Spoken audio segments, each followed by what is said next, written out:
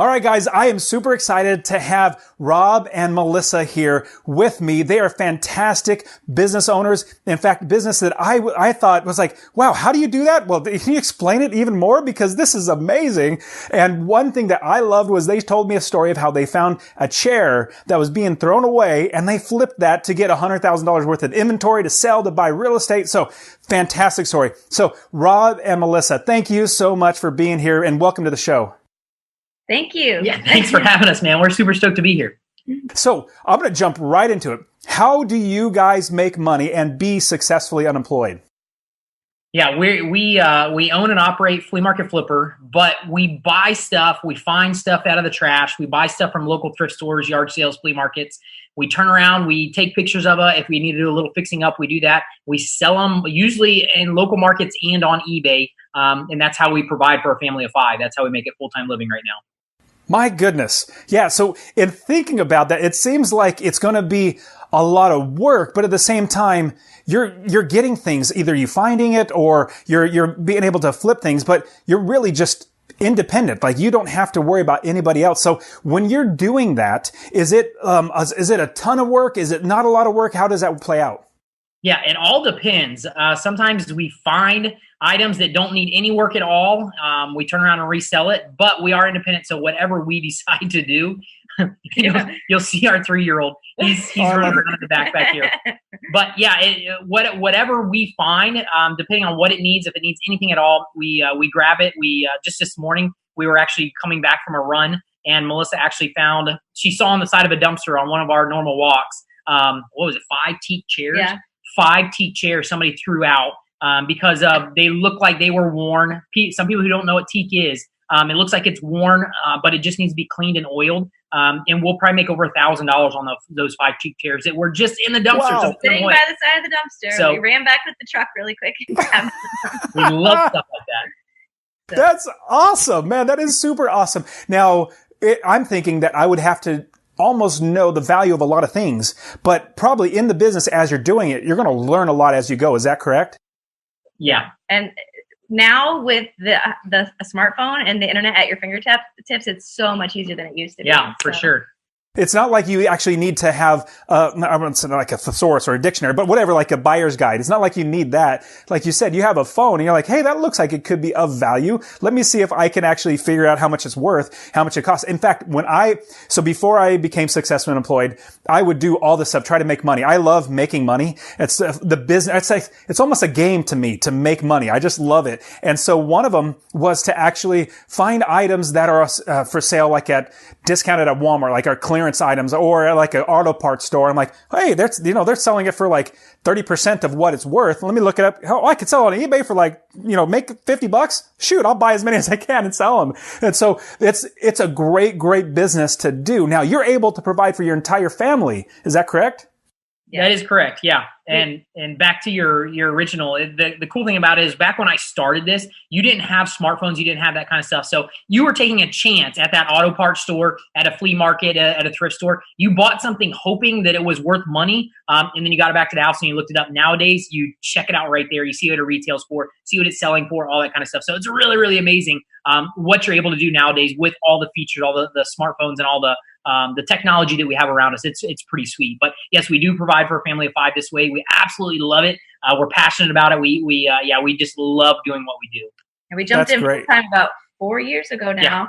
Yeah. And before that, it's always been a side hustle. So since you were like 16, right? Yeah, 20 years. And then I married into it. So that's awesome. So one thing I love about the Successfully Unemployed show is I love bringing on normal people like us, just people that are enjoyable to be around. Now, if somebody's a jerk, more than likely you're not going to see them on the show just because I only want to talk to people that I like and I want to talk to. So you guys are normal people. So talk to us a little bit about how you first started and the business or as you're building the business, but you had jobs before that. Tell us a little bit about that and how you got into this.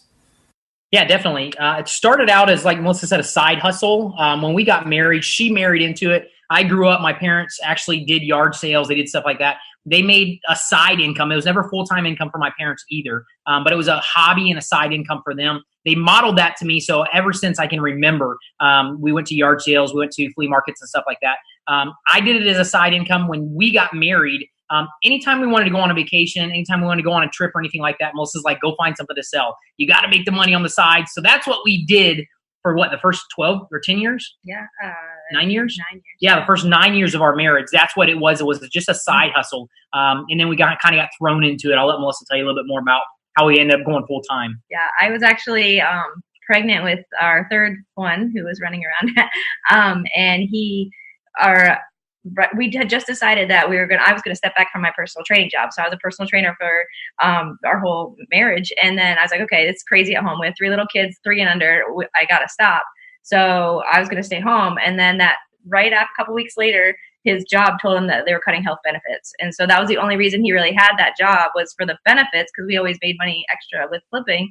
And so he's like, all right, do we jump full into this? Like, is that what we're going to do? Yeah. So we kind of got pushed into it, but it was good that we needed that push. So it was a amazing. good thing.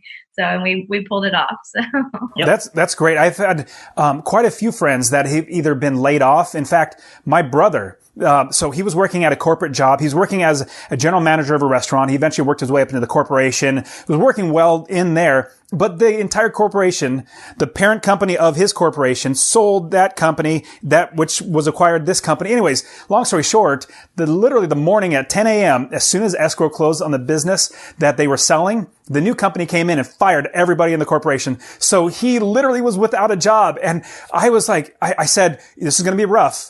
And it's going to be rough to hear, but I'm excited for you. And the reason why I'm excited, this is going to force you to actually do something. And this is something similar. I had another friend. He also, the job just went away. Like, it basically was gone. And I'm like, you know what? With your skills and the ability that you can do and everything you know, this is exciting. It's going to be rough. It's going to be hard. It's going to be trying, but this is exciting because this is the path that you're going to go down. It's going to be great. So now let's take us through that journey of now transitioning from having a job, getting out of that, now doing the flea market flipping full time. How did that transition, and how do you scale that to where instead of being a side business, now growing it to be able to provide for your family? That's really where we obviously had to step up our game a little bit. We weren't really doing it a lot of hours. Yeah. We figured we were probably about, 5 to 10, maybe 15 hours a week on a busy week. Yeah. When we were part-time. So we're like, okay, well, we can scale that. We have more time now. We can put into it. But that's when you start doing freight shipping, because we had to get the bigger items. Yeah. Do you want numbers? Kind of like numbers where we Absolutely. were? Okay. Yeah, that'd be great. Yeah. We started keeping track. Before this, we never kept track of it. When we started, more like a hobby. Yeah, it was a hobby. When we started keeping track of the part-time, how many hours were we working? Like 5 to 15, and we averaged about 40. We got 42,000 a year on that amount of hour on part-time. So we're like, okay, we have these numbers. We can work with that. We can, make this full-time. We have more time to do. And that's what we figured. If we're working, tops of 15 hours a week, and we actually throw another 15 to 20 hours on top of that, if I get rid of my original job, we should be able to jump it up. And then, our first year full-time, we hit over 130. I think it was 130,000. Yeah.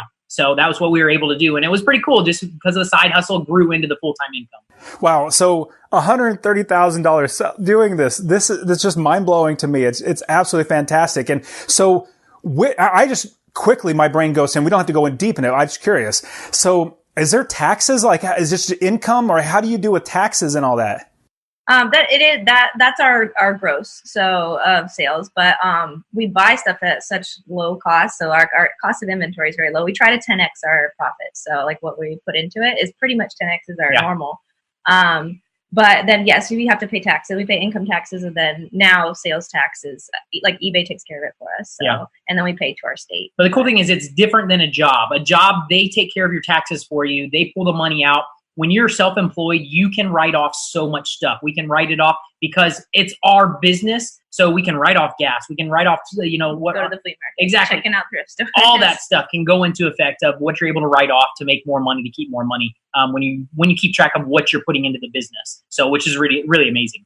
That's something I absolutely love about any type of business, is being able to write off those expenses. If you have a regular job, like you said, you can't. It's just the business takes care of all that. Now from taking this, now give us maybe a step-by-step, like a 1, 2, 3. Like if somebody's going to get started, how do they actually get started doing this? Yeah, definitely. For us, it was a side hustle. So it was something that I had experience in. If you do not have a side hustle that's making you money right now, think of what your hobbies are, what you're passionate about, and maybe that's where you dive into it. You figure out the different aspects of what you can do that you really enjoy doing. And then that's where you just put a game plan together and you can jump into that. Like I said, it was a side hustle. We knew the money was already there. We just had to put more of our time, more of our effort into it to make it actually sustainable for our family of 5. But somebody just getting started too in flipping, like one thing that we help our members with is to get started with just stuff around their house. Yeah. Like that is a huge, like, because people are like, okay, I don't really know what to do with listing, all this stuff. Like just start with stuff you already have, because most people have a lot of junk around their house that they need to get rid of. So that's where we help people get started, getting comfortable listing. Both Facebook, eBay is what we use the most. But there's other apps too that we use, but that's definitely the easiest way to get going. For sure. So before you even invest any money in it, make sure it's something that you enjoy doing. But yeah, starting with your own stuff. And then there's so many ways to get free stuff. We already talked about just today. Just today. And 2 days ago, we go for a walk to our downtown fairly often, but it's only a mile. Like in this mile there and back, we find stuff like regularly in the trash that people throw out, and we're only going by like one strip of houses. One street. So it's kind of crazy. You found, what else did you find this week? The Dyson.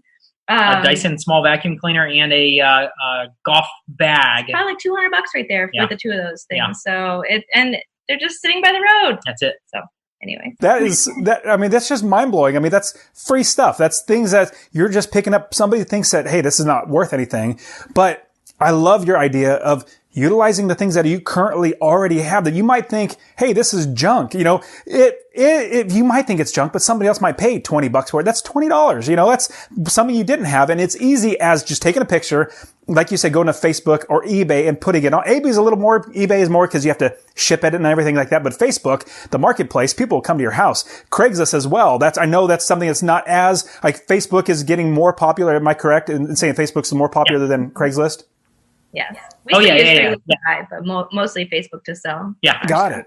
Yeah, so you are able to just take a picture of it, put it on Facebook Marketplace, and people come to your house and pick it up and pay you $20. In fact, so I went and bought a refrigerator. Our refrigerator was working just fine. The ice maker was being a little finicky, and my wife was saying, it's a few years old. Let's go ahead and get a new one. So I got a new one, got a really good. I'm really frugal, so I got a discount on top of a discount on top of a discount. So we get in the house, and they said, "Hey, do you want us to take away your refrigerator for free?" I'm like, why would I do that? Why would I give you something I could literally sell? So I sold it for $450. I was like, shoot, that just cut down in half the refrigerator I just bought. Yep, for sure. Yeah. Yep. And that's great. People don't want to deal with it. And that's why they offer to take it free. They don't want to deal with it. But that's another $450 you just made. So, yeah. Kind of crazy. Absolutely. And so now, if we're getting into that, I love the idea of taking the things that you already have. Now, from there, scaling it up. Is it now going to stores and looking for deals? Because I knew of a lady back, about 15 years ago. She would go and during the Christmas time or Black Friday and find as many good deals as possible, buy them, and then sell them on eBay. And she said she made as much in that, 2 months as is her entire job, like the entire year. So what are your thoughts about doing something like that too? Yeah, it's definitely possible where you can find the deals. I mean, all of our money's made in the buy. So wherever you can get the best deals, we don't typically do the new stuff. We capitalize on used stuff in our local area that's undervalued that we get for pretty much like next to nothing. And then we put it on eBay because it takes a bigger market to actually be able to sell that. But she sound like she's got a great a great business plan where she knows what she can buy. She has experience on what sells cool that she can buy from Black Friday and Cyber Monday, and then turn around and sell it. So yeah, that's just another aspect of flipping, which is awesome. Yeah, we deal with all different aspects, but that sounds like she's got one built in that's really, really sweet. And ours is just a little bit different, but yeah, it sounds amazing. Discontinued items too. A lot of people do too, because you'd be surprised what people will pay for a bottle of shampoo that's discontinued because they've used it for their whole life or whatever. Like they've used it for so long and they want it, and now they can't buy it anymore. And like people are paying like, I don't know, 50, crazy 60 money. bucks, Yeah. $80. Like it's crazy. Like it depends what it is, but yeah, all kinds of discontinued stuff. So.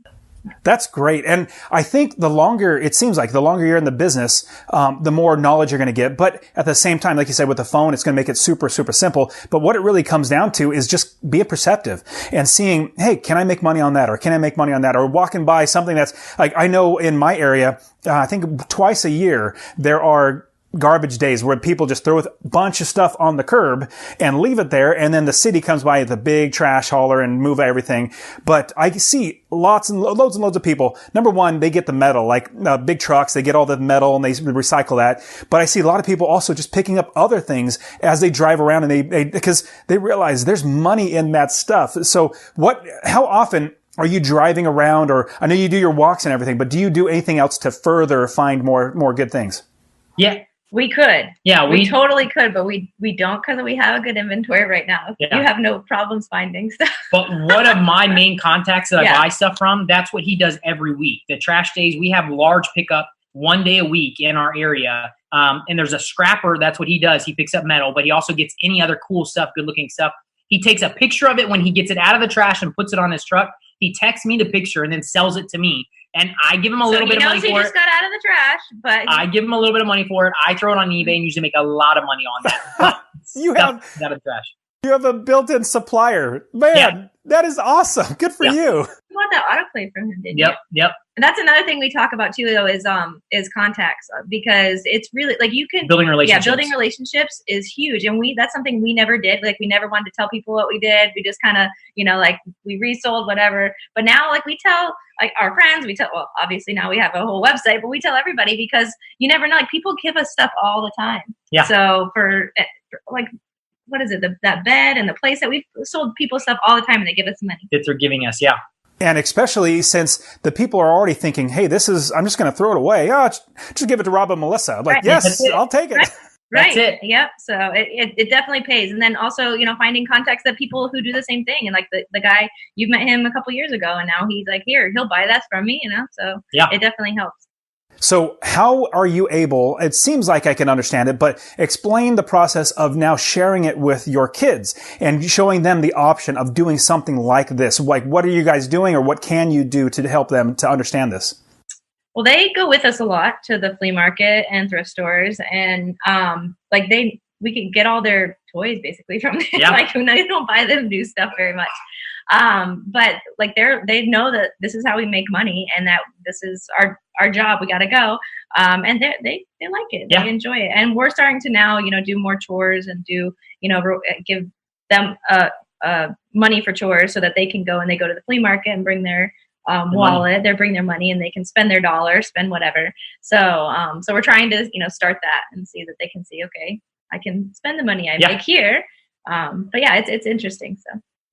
That's great. Now, it seems like something like eBay or Facebook Marketplace, for somebody who's not very tech savvy, that might be a little bit cumbersome. Is that something that would be hard to learn to actually list things for sale? Yeah. Anything new it takes a little bit to get the hang of it, but no, they're very, very user-friendly now. Back in the day, yes, we had to do HTML. If you wanted special stuff in your listings, you had to do a lot of different stuff to get your listings up. And you had to take a picture with a digital camera, upload it to a hosting site, and then put it on eBay. So back in the day, it was crazy. Now, if you have a smartphone, you can literally list on Facebook or eBay in a matter of minutes, just by using your phone. So, but you got to understand, anything does take. It is a learning curve. You have to learn how to do a little bit of it, and then the more you do it, the easier it gets.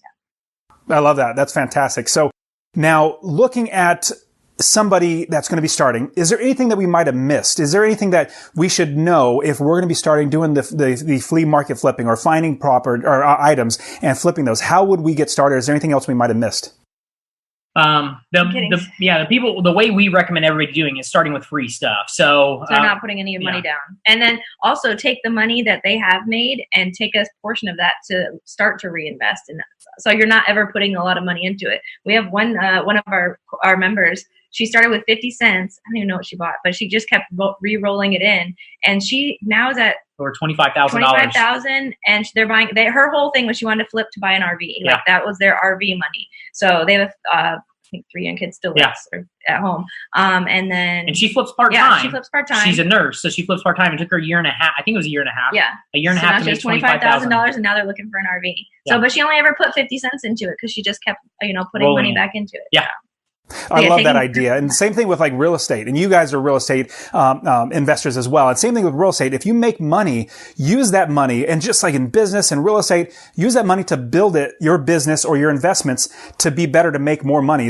If I buy one rental property, it makes me a minimum of $250 a month or more. I take that and buy another one. That makes me another $250, and just so on and so on. Just keep growing that business and get it bigger and bigger. So I love that. Now, we have covered a lot of ground. Now, I want to jump into the fire round. Now, the fire round, we're going to be talking, these are quick questions, but they're a little deeper. So be ready for it. I think you guys are going to do great. Now, the first question is, because now you guys have a job, or it's not a job. You don't have a job, but you have a business which you have to work in. But getting out of a job, we're stopping working for somebody else. We might have a little more time. We have a little more energy to give to something else. What are you guys doing to make the world a better place, to help, or to really just make things better for other people? Yeah, I mean, definitely with what we do and even pulling stuff out of the trash, we're keeping stuff out of landfills when we're able to see that, which is a better place. It's recycling stuff, making money on it. Sorry, our 3-year-old's going a little crazy. But yeah, I mean, that's one aspect of our business of what we're doing. And then we also teach other people how to take control of their finances, being able to invest and make money, doing the same stuff that we do. We teach other people how to do it so they can, if they choose, if they like what we do, they can leave their job and they can make a full-time income at it, or make great supplement income to be able to pay whatever bills they have or to pay off debt. I love that. Yeah, that's great. Helping other people wherever they are. And especially finances. Finances is really, really rough for many people. I know before I learned how to be better at finances, I was horrible at them. So that's great. Now, the next question is, if you were to go back for both of you and give your younger selves great advice for whatever it is, it could be flipping, it could be anything in life, what advice would you give? First, Rob, advice would you give your younger self from the very beginning? I wanted to listen to Melissa's first, but okay, we could go with Melissa first. Yeah, let's go with Melissa. Oh no, what would I give my younger self? Worry less, I think would be it, because I tend to be like more of a higher stress, because he doesn't stress about anything. So then I feel like I have to stress about it. But even finances or whatever it is, like I tend to be more of a worrier about whatever. So I think the last couple of years I've been working on it, and now I don't worry as much. No, so that's great. Pray about it and give it to God, and that's it works. So. Yeah, absolutely. That's a good one. I love that. I think mine definitely would be start off sooner than later, going full time into something that I definitely feel like I'm wired to do what I do. I love it. I'll do it the rest of my life no matter what, just because I so enjoy the hunt for the deal, finding the deals, making money on them. I absolutely love that, so I'll do it. I wish I had done it 10 years earlier than I actually started doing it full time, 10, 15 years even. Instead of doing it for a side hustle, doing it full time, going into it, putting the hours into it, and just learning from then on, yeah, we'd be in a different place. But I love where we're at right now. That's great. I think starting sooner, or getting yourself to start sooner than you want to, like you might think, like even just starting a podcast, you're thinking, man, we'll get to it eventually. If you just started it now and just started having it running, you'll realize, man, I should have done it a year before. Like it's always, and so I love the saying, when's the best time to plant a tree? Well, it was 20 years ago. But when's the second best time? It's right now. Like literally do it right now. So I completely agree with that. Now, with your business and in life in general, give us one or two or however many tools that you currently use. It could be an app. It could be something else. Tools that we can use to help ourselves be more successful. The phone for sure, with our smartphone. Apps, looking stuff up. And one thing we didn't really talk about is he likes to look stuff up online too, like on OfferUp, Facebook Marketplace to buy. So like we're not just going out. He likes to sit stuff out of the trash, yeah. Sit in his chair and scroll, see what he can find. And there's free stuff too on these apps. Yeah. And there's good deals too. So, just having OfferUp is one of your favorite to buy from. And then eBay's our favorite to sell on. Yeah. So definitely my 3 top apps to add would be OfferUp, Facebook Marketplace, and eBay. Those are the ones. Between those, you could do a lot. You can make some in a smartphone. So those 4 things, you can make a lot of money in this business for sure. So utilizing OfferUp to acquire, and then Facebook Marketplace and eBay to sell. And you basically are the middleman connecting them, right? Yeah. And we use Facebook Marketplace also for buying. So we sell and buy on Facebook Marketplace. But I like shopping on Facebook Marketplace for deals as well that I can buy locally and then I can sell them on eBay. And then Melissa kind of posts some of the stuff that's better selling local. She'll post it on Facebook Marketplace and we'll sell it on there as well. Got it. So if anybody listening or watching this that wants to get started, is there anything else that they need to know? Like, you're going to do one thing, do this. One thing that they think of that they need to know to get started. Be consistent, because that is one thing that, I mean, all the algorithms favor it. They like it when you're active in it. Some people will post something on eBay and be like, well, I posted one thing and it's not selling.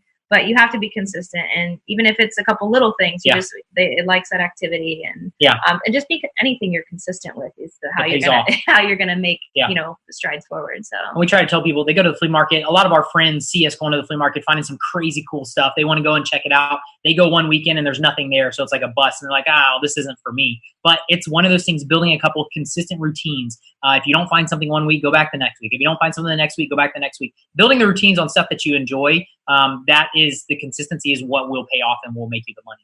And we're not talking like hours and hours and hours, but we just build it like consistent routines. Yeah. And it doesn't have to be, tons of time. He doesn't like you. You don't like to work tons of time. No. Work as least as possible. Awesome. So the last question is, what is one, actually, since we got both of you, we'll start with you, Melissa. What is one nonfiction book that you would suggest that would help us in life, in business, or something like that?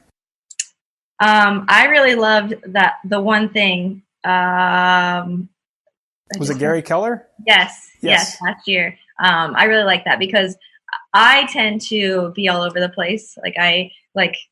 So having focus on one thing is really helpful. Like, what is the biggest goal? What are you trying to accomplish? And then go from there. Yeah. But I really enjoyed that book. So The One Thing, great. Yeah. How about you, Rob? I can't think of one. We listen to audiobooks when we drive. I'm not a big reader. I'm dyslexic and I can't read fast.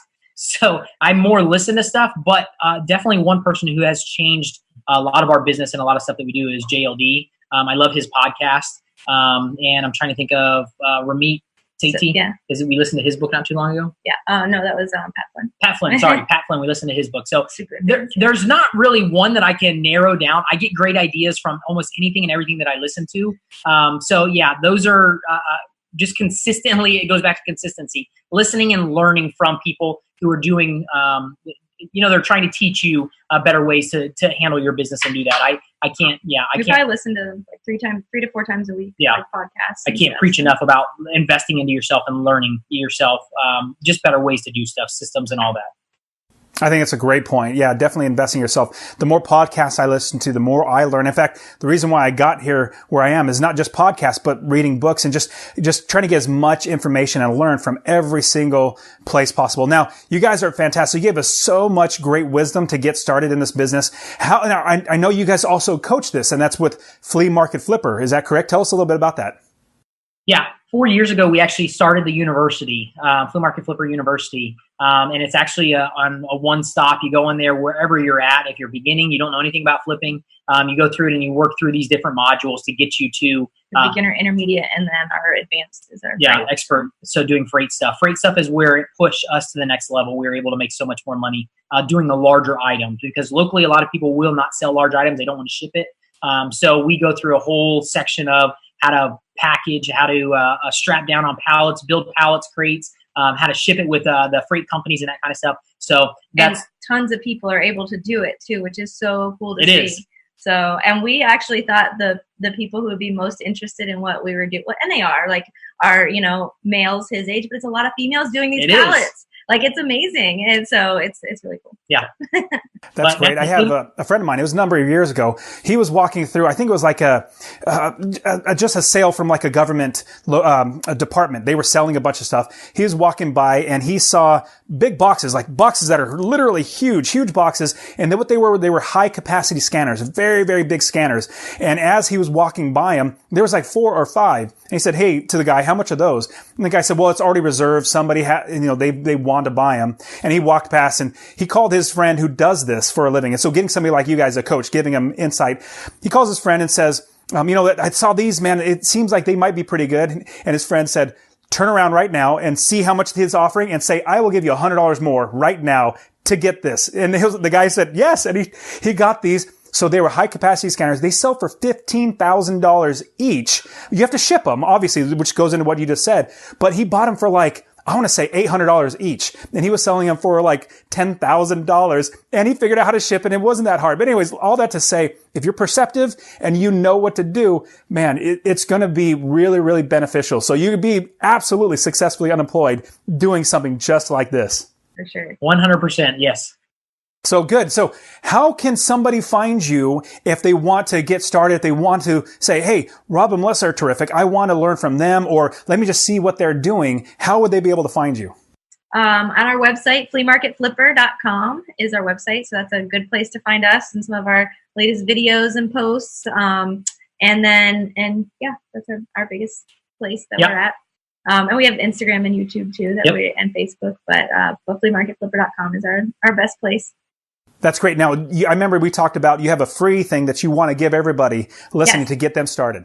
Yes. So that's at fleamarketflipper.com/unemployed. And that is our free guide, our beginner's guide to selling on eBay. So it's our ebook. It's an ebook. So. Oh, that's great. That's going to help a lot of people. So fleamarketflipper.com/unemployed. Perfect. Yep. Well, great. Hey, Rob and Melissa, you guys are fantastic. I love talking to you guys. You guys are I really appreciate your time. You guys are great. So thank you so much for being on the show. Well, thank you so much for having us. Yeah, we loved it. Thank you. Thank you so much. All right, guys. You take care. Thank you. Thank you. Thank you. Thank you.